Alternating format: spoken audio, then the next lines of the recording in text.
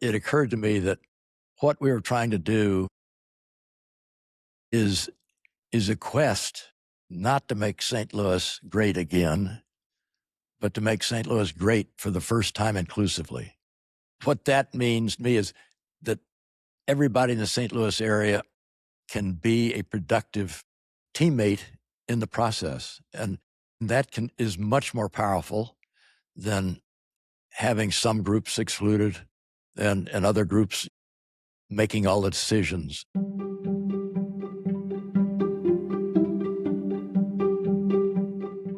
From the James S. McDonnell Foundation in St. Louis, Missouri, this is Prosperity That Works. Here, JSMF President and CEO Dr. Jason Q. Purnell explores the evidence for shared prosperity as a smart economic strategy for St. Louis. In this episode, Dr. Purnell speaks with John McDonnell, Vice Chair and previous Chair of the JSMF Board of Directors. The two discuss JSMF's largest St. Louis-focused investment to date, the Inclusive Prosperity Partnership, or IPP.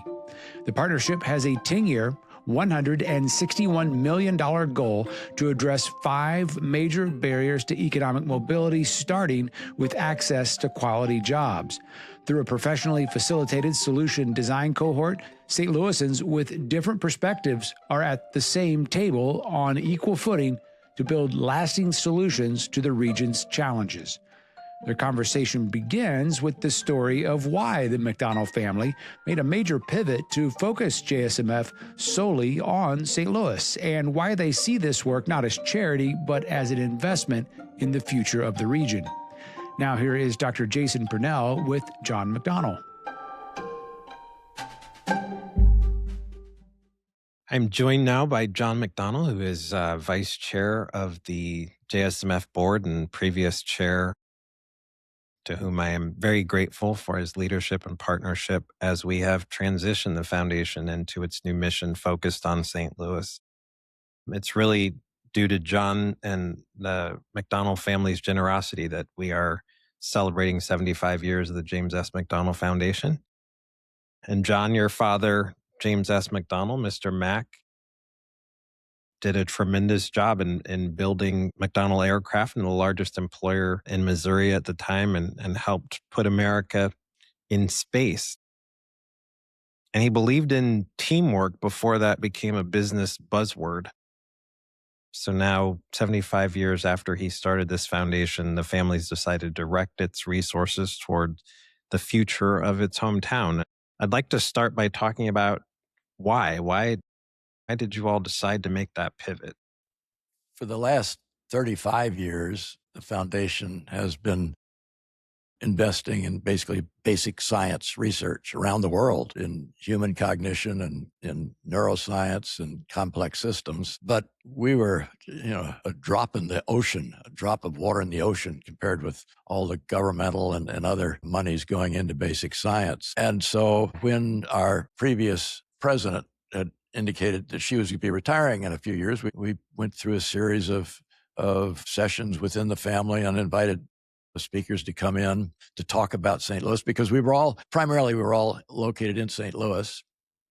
And that was also, St. Louis was the home of my father for the last 40 years of his life. And he very much loved the city. And so over the course of a couple of years, we talked it through and decided we really could have greater impact by concentrating on St. Louis. And St. Louis has lots of assets, but it has its own challenges. And we figured that with the size of the foundation we had, we could have much more of an impact concentrating on St. Louis and trying to make it better in the future and thrive than to be doing basic science around the world.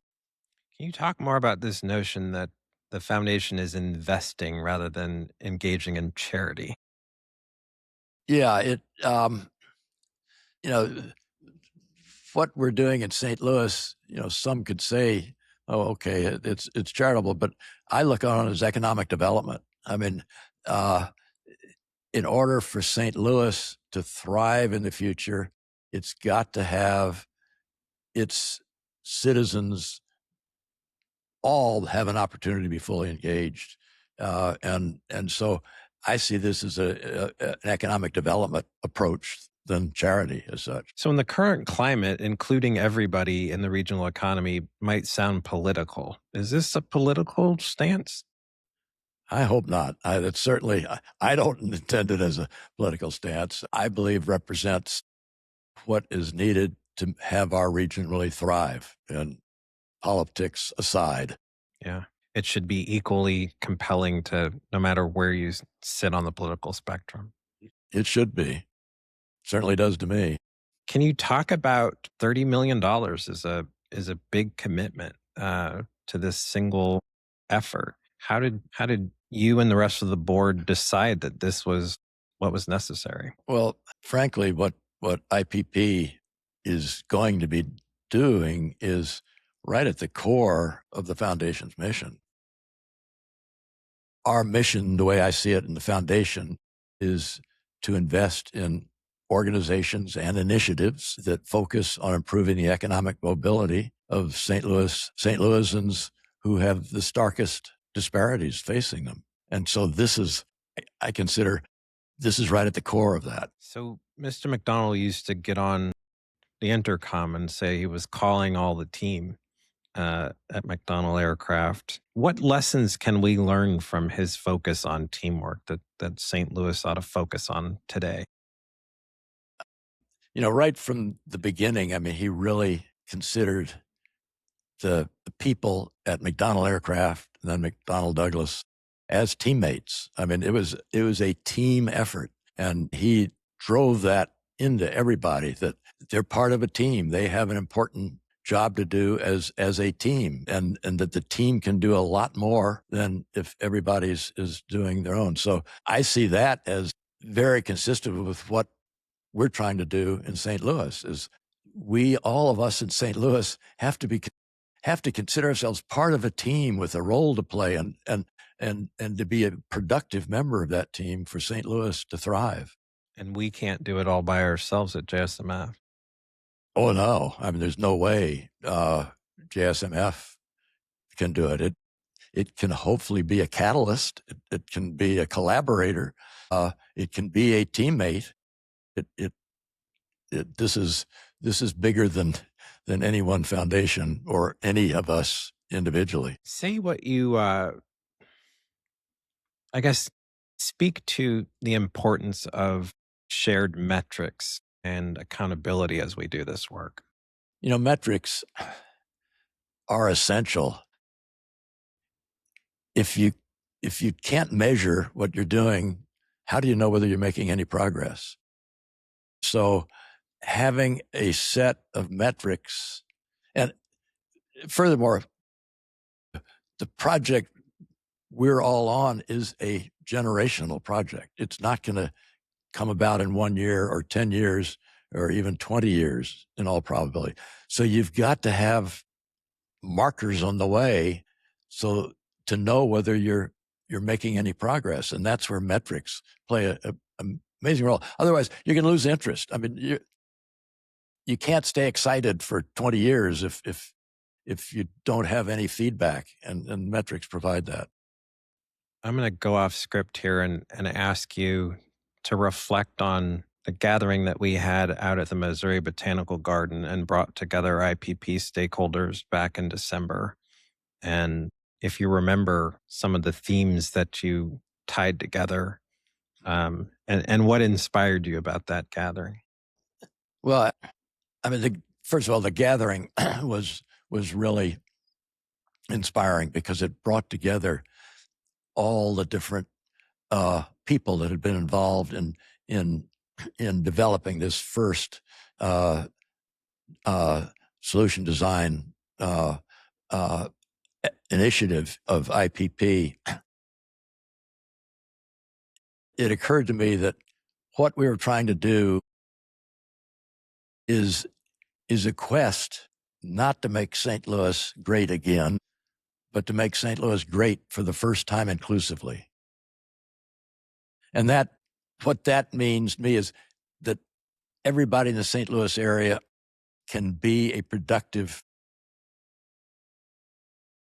teammate in the process. And And that is much more powerful than having some groups excluded and other groups making all the decisions and so forth. So I felt what that get together represented was the inclusiveness of laying out a plan for going forward. Yeah. There's a leader, former leader of an organization called Policy Link, who used to say that equity is the superior growth strategy. I think that's similar to the theme that you're developing here, that inclusion isn't just a nice thing to do, it's actually necessary. Yeah, it clearly, I mean, being included as part of a team going forward is the way you make great achievements. I mean, in one sense, I guess there's the old saying that if you want to go fast, go alone. If you want to go far, go together. And that includes not just our collaborative work, but our regional economy. If we want an economy that grows, it's going to have to include everybody in it. I agree. So we're going to hear now from some of the solution design cohort members who have been working since last July to create solutions around quality jobs for people with lower incomes. My name is Evelyn Kume. I currently operate a company that I started, Humanity First Employment.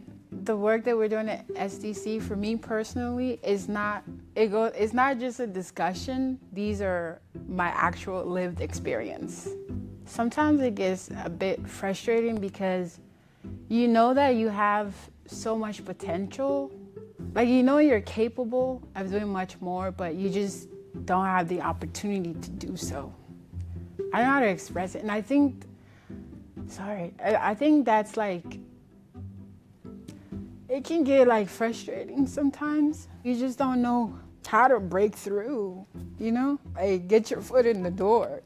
And I think that's what makes the group unique, because of all these voices that are included in it. People who are impacted by these things are the ones who are also coming up with the solutions to try to solve it.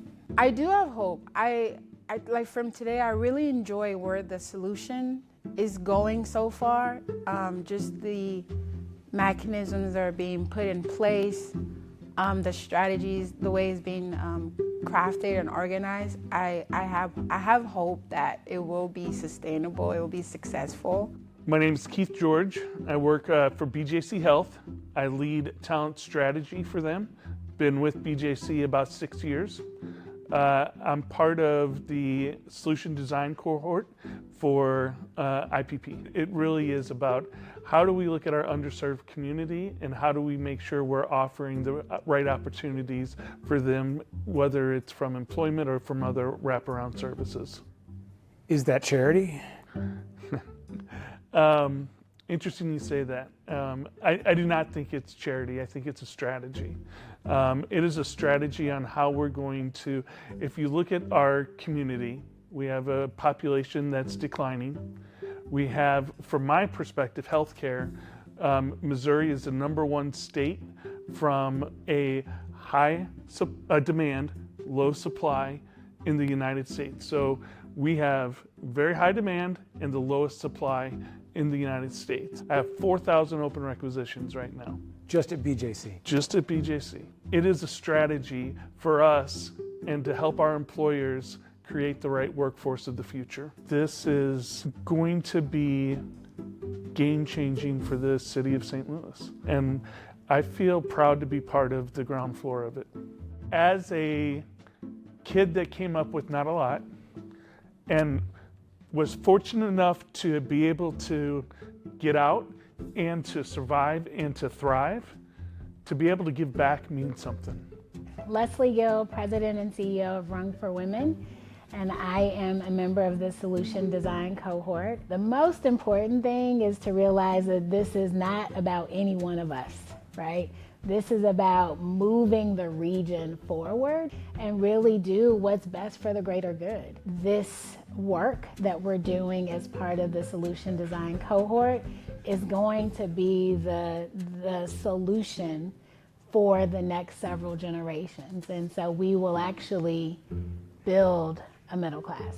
if this was easy work, there would already be a solution. And so this is a result of a lot of really great organizations and institutions trying to do the best we can with what we have. And now what the solutions design cohort is allowing us to do is to come together to do more, one, and to hopefully solve for this massive issue that's impacting our community for once and for all. So after hearing from our champions, Leslie and Keith and Evelyn, what strikes you about their stories? Well, first of all, it excites me more that on the path that we're on. I mean, it shows that from every different perspective that working together is the way we need to go, and including everybody in making the decisions on what needs to be done. None of us are wise enough to know what is needed by ourselves. And so I think what they just said just makes a stronger case. Yeah, and I've had the privilege of being in the room as the solution design cohort is meeting, and it's just tremendous to see young people who haven't yet started their careers sitting next to industry leaders and higher education leaders and workforce development organizations, but everybody having an equal voice at that table and contributing to what solutions need to look like. That's powerful. Well, they say the best solutions are ones that come up with group as opposed to individual, and I think this is a great case. Absolutely. So, John, you have been the CEO of a major corporation in the United States, and you made decisions every day. Can you talk about what it took in terms of your own team and how leaders in St. Louis can draw on that experience as we think about what's necessary to create solutions together? Well, first of all, I can say I did not feel I had all the solutions to the issues that came up in the company, and I felt the need to have a strong team around me. And furthermore, I felt it was helpful to me to just do a little, as they call, management by walking around, of being able to talk with people in terms of the issues they were addressing and so forth. So to me, it would have been frightening if they had said to me, okay, you've got to make all the decisions, because I was not prepared to do that. Again, going back to my father's philosophy, it takes a team. You've got to consult and participate with others in terms of making a decision, not making the decision yourself. Absolutely. What I often say is, there's hardly any going concern in industry that would create a new product and not test it with the end user. But very often we think we can solve social and economic problems in our communities from our offices and that we know best without consulting the people who are closest to the problem. That won't work. It certainly hasn't. I'd also say that you've been involved in large efforts like the Danforth Plant Science Center and BioSTL, and those efforts had a playbook and they had an approach. What did you learn from those efforts that you see reflected in what we're trying to do with IPP? Yeah, those were efforts that had an approach, but again, in one sense, they're just a piece of the overall issue. What I see in this is combining all those together, collaborating, so that they all are part of a larger whole, as opposed to an end in themselves. And so, I mean, that's what I think this approach has that even those approaches don't have. I mean, the Danforth Plant Science Center is great in its niche. I think BioSTL is doing a fine job in its area. But what IPP is trying to do and what JSMF is trying to do is to be able to knit all those efforts together into a region-wide comprehensive umbrella. And that's, I think, the power of going this approach. And I think part of the strength of IPP is giving people a platform for doing that. I don't think people are opposed to collaboration, but there's very often not the structure and the support for collaborating. And I think we're trying to build that with IPP. Yeah, I agree. I think that hopefully with a structure in place like this, it will encourage people who really do love St. Louis and want to help it get better, can play a really productive role. Yeah. I often say that the process is as much an outcome as the outcome with IPP. It's how we do things, how we solve problems together in St. Louis, and how we create the infrastructure and the resources to allow that to happen. And frankly, that's what makes me so excited about IPP and this approach, is that it provides a broader platform for people to get involved with and play an important role, rather than concentrating on one particular aspect of our economy that may need real help, but is not independent, is not isolated from everything else in the economy. As we embark on this work, what is your hope for the future of St. Louis?